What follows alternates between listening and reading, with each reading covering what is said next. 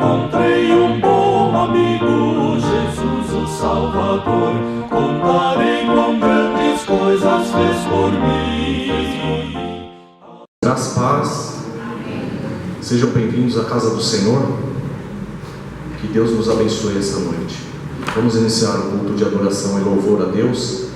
Eu peço à amada igreja que no ato de invocação abram suas Bíblias no Evangelho de Mateus, capítulo 2, versículos de 1 a 12. Evangelho de Mateus, capítulo 2, de 1 a 12. Peço à amada igreja que se coloque em pé para a leitura da palavra de Deus, com reverência à palavra do Senhor. Ouçam a palavra do Senhor. Tendo Jesus nascido em Belém, da Judéia, em dias do rei Herodes, eis que vieram os magos do Oriente a Jerusalém, e perguntaram: onde está o recém-nascido rei dos judeus? Porque vimos a sua estrela no Oriente e viemos para adorá-lo. Tendo ouvido isso, alarmou-se o rei Herodes e com ele toda Jerusalém. Então, convocando todos os principais sacerdotes e escribas do povo, indagava dele onde o Cristo deveria nascer. Em Belém da Judéia, responderam eles, porque assim está escrito por intermédio do profeta: e tu, Belém, terra de Judá, não és de modo algum a menor entre as principais de Judá, porque de ti sairá o guia que há de apacentar o meu povo Israel. Com isso Herodes, tendo chamado secretamente os magos, inquiriu deles com precisão quanto ao tempo em que a estrela aparecera. E enviando-os a Belém, disse-lhes: ide, informai-vos cuidadosamente a respeito do menino, e quando o tiverdes encontrado, avisai-me, para eu também ir adorá-lo. Depois de ouvirem o rei, partiram. E eis que a estrela que viram no Oriente os precedia, até que, chegando, parou sobre onde estava o menino. E vendo eles a estrela, alegraram-se com grande e intenso júbilo. Entrando na casa, viram um menino com Maria, sua mãe. Prostrando-se, o adoraram, e abrindo os seus tesouros, entregaram-lhe suas ofertas, ouro, incenso e mirra, sendo por divina advertência prevenidos em sonho, para não voltarem à presença de Herodes. Regressaram por outro caminho à sua terra. Deus abençoe a palavra do Senhor. Vamos orar, irmãos. Santíssimo Deus, eterno Pai, te louvamos e te agradecemos porque o Senhor tem nos sustentado e tem dirigido nossas vidas, ó Deus. Te invocamos, ó Pai, o teu santo e bendito nome.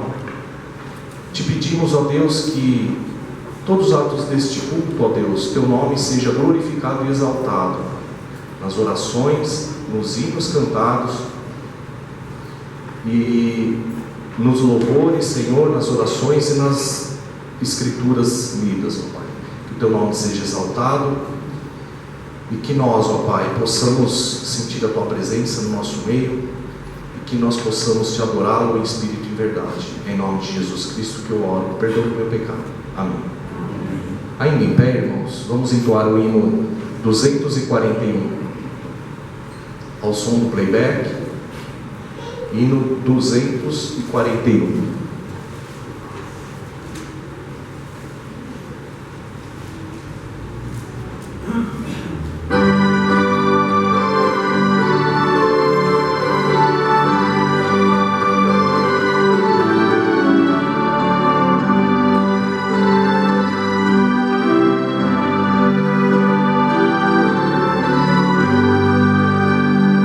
No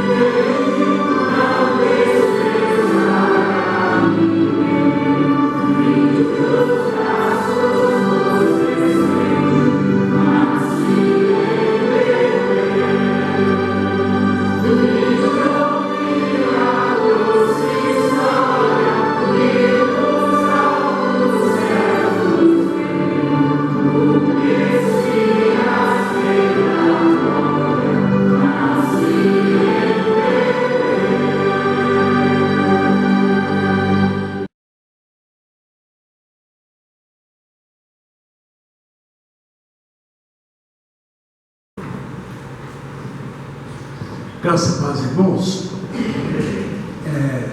Hoje é um dia de nós ordenarmos e vestirmos o nosso irmão Gabriel, que foi eleito como diácono para o serviço desta igreja. Então, eu peço que os irmãos ouçam com atenção a leitura que eu vou fazer. Nosso Senhor Jesus Cristo, como Rei e cabeça da sua igreja, foi servido que nela houvesse socorros, ou diáconos que tivessem a seu cargo especial o socorro dos necessitados.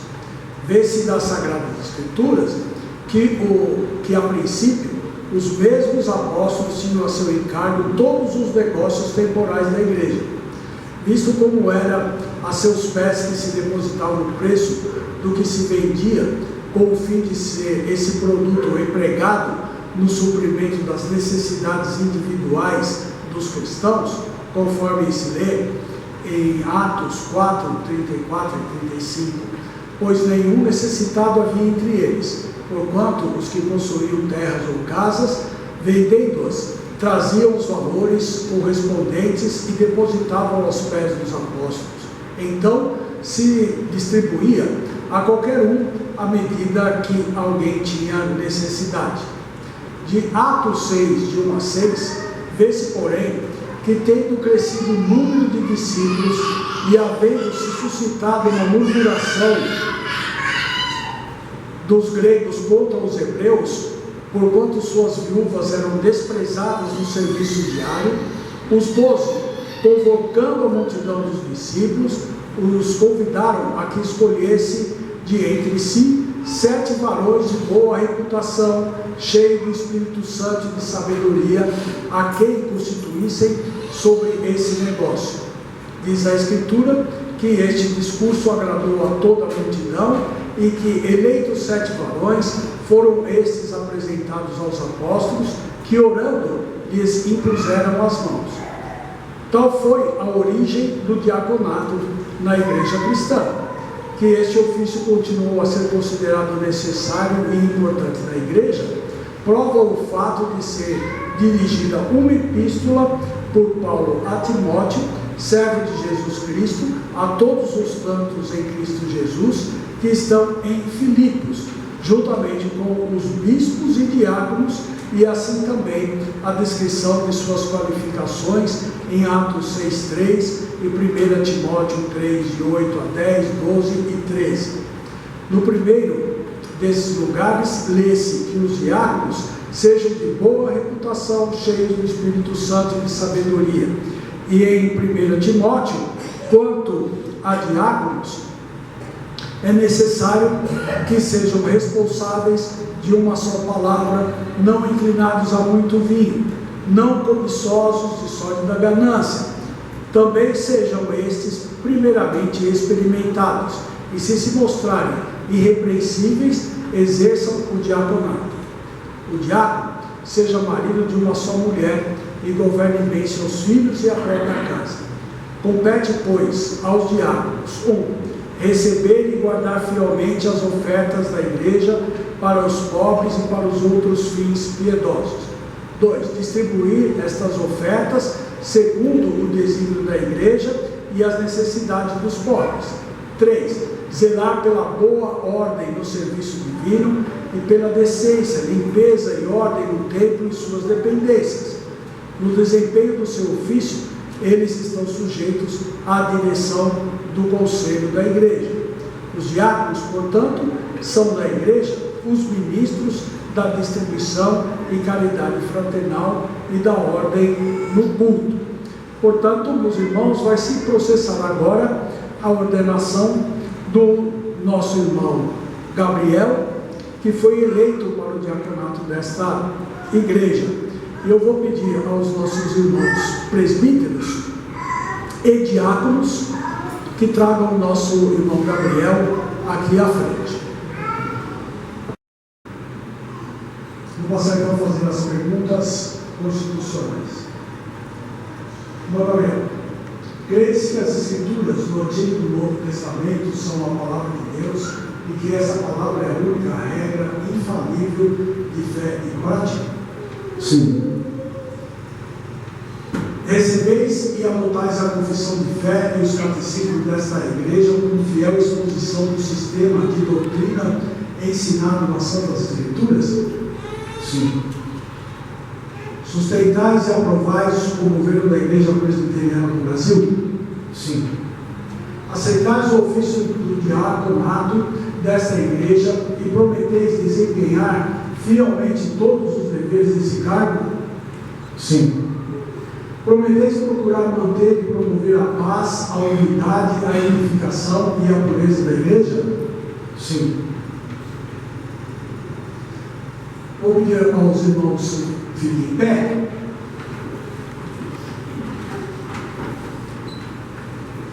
Agora os irmãos, e vós, membros dessa igreja, reconheceis esse nosso irmão como diácono, levantando uma das mãos direitas, podeis responder. Sim? Sim. Prometeis tributar-lhe toda a honra, animação e obediência ao Senhor, a que, segundo a palavra de Deus e a constituição dessa igreja, lhes dá direito a seu ofício? Sim? Sim. O irmão Gabriel pode se ajoelhar. Os irmãos vão colocar mãos na cabeça do nosso irmão. A cabeça que eu senti um peso. Vamos orar, irmãos. Graças te rendemos ao Senhor, nosso Deus e Pai, por nos teres dado um Salvador poderoso na pessoa do teu Filho bendito, e pela manifestação do teu grande amor para com os homens. Tu foste servido que aqui se pregasse e cresce o teu glorioso Evangelho e se formasse esta igreja. Permite, pois, que esta mesma igreja sempre te bendiga e seja aqui um monumento da tua misericórdia. E tu, Jesus, que nos remiste por teu precioso sangue, tu que concedeste bens para os homens e dotas esta igreja com este teu servo, que agora é ordenado em teu nome, para ele exercer o diaconato, concede a sabedoria e a prudência de que necessita para o exercício desse cargo. Dá-lhe do teu Espírito e ordena tu mesmo para que seja fiel no cumprimento dos seus deveres, pois tudo te pedimos por amor do teu nome. Amém. Podem levantar, irmãos?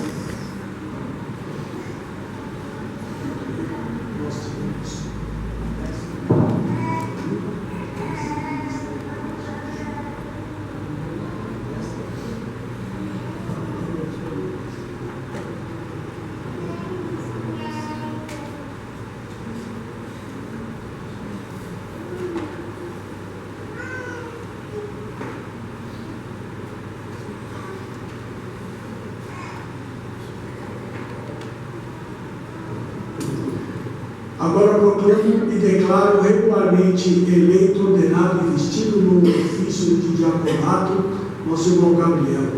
Tudo segundo a palavra de Deus e em conformidade com a Constituição da Igreja Presbiteriana do Brasil. E que, como tal, tem ele o direito a toda animação, honra e obediência do Senhor, em nome do Pai, do Filho e do Espírito Santo. Amém. Meus irmãos, o meu irmão, acabais de ser ordenado diácono desta igreja, e compete, e por isso, em harmonia com os outros diáconos e demais oficiais dela, promover e arrecadar ofertas dos fiéis para fins piedosos e especialmente para o socorro dos irmãos enfermos e necessitados, e fazer a devida distribuição das referidas ofertas. O Senhor Jesus Cristo, que por amor de nós se fez pobre, conforme segundo os Coríntios 8:9, e disse: porque os pobres sempre os tendes convosco, conforme Mateus 14:7 e João 12:8. olha com cuidado especial para eles. E foi por isso que serviu que em sua igreja houvesse socorros. Lembrai, pois, dos pobres e vigiai sobre os mesmos, para que o adversário não tenha ocasião de acusar o povo de Deus. Seja a vossa conversação segundo o Evangelho e exemplar a vossa vida, visto como os deveres a que são chamados os cristãos no exercício da beneficência competem especialmente aos diáconos como oficiais na casa de Deus. Finalmente, exercitai bem o vosso ministério, para que ganheis melhor grau e muita confiança na fé que é em Jesus Cristo. E vós, membros dessa igreja, ajudai o vosso escolhido segundo a declaração e a promessa solene que acabais de fazer, para que ele possa bem cumprir os deveres do seu importante cargo. Ele ou eles são realmente as mãos da igreja para a administração da comunidade fraternal. Fazer que essas mãos sejam fortes, sobretudo orai por eles e com eles animando-os sempre. Que Deus seja glorificado e abençoado pela vida e pelo ministério do irmão. Podeis aceitar os nossos irmãos como autoridades.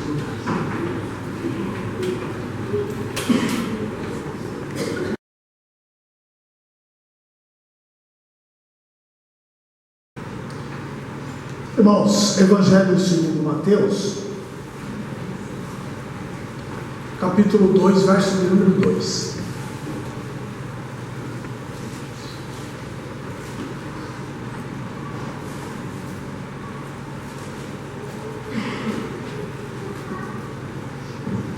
Diz o texto da palavra do Senhor: e perguntaram: onde está o recém-nascido rei dos judeus? Porque vimos a sua estrela no Oriente e viemos para adorá-lo. Vamos ler juntos? Vamos? E perguntaram: onde está o recém-nascido rei dos judeus? Porque vimos a sua estrela no Oriente e viemos para adorá-lo. Deus abençoe a parte lida da sua palavra.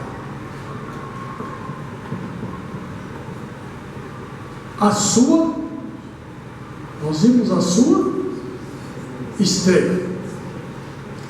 Alguém, um cantor aí que eu não lembro o nome, não sei se foi o Roberto Carlos ou foi o Fagner, que compôs uma música chamada Aquela Estrela é Dela. E nessa noite nós vamos ver uma outra estrela, a estrela que é dele, a estrela que era um sinal de Deus do cumprimento daquilo que ele já havia anunciado desde lá do jardim do Éden. Aquela estrela chamou a atenção daqueles estudiosos que moravam na região da Babilônia. Eles eram conhecidos como magos ou sábios. Eles não eram rei coisa nenhuma, embora algumas invenções aí digam que eles eram reis, né? Não eram. Eles eram estudiosos. E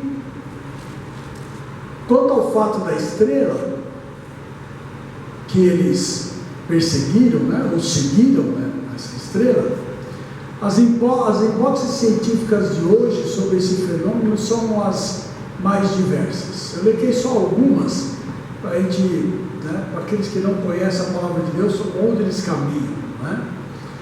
Diz que alguns creem que foi uma explosão de uma supernova. Supernova como se fosse uma estrela, né, que em um determinado momento explode.